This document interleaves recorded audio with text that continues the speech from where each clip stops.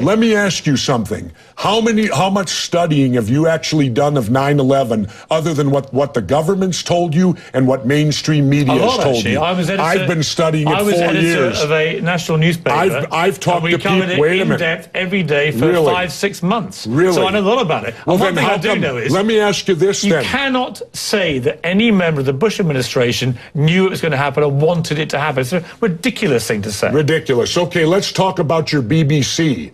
I have a tape of a BBC reporter broadcasting directly back to England talking about a third building has collapsed. World Trade Center Building 7 talks for 7 minutes.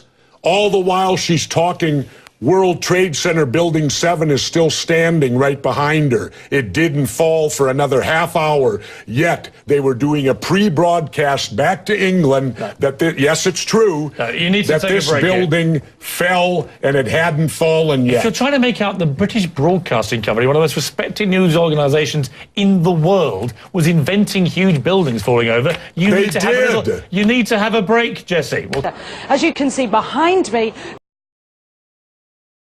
huge clouds of smoke and ash, and we know that behind that there's an empty piece of what was a very familiar New York skyline, a symbol of the financial prosperity of this city, but completely disappeared now, and New York is still unable to take on board what has happened to them today.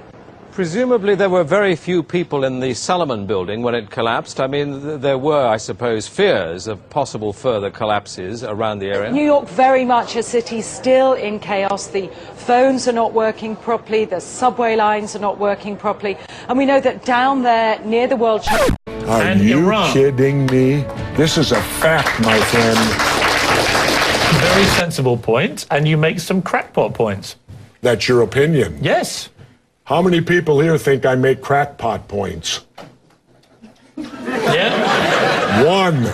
How many think I make sensible points?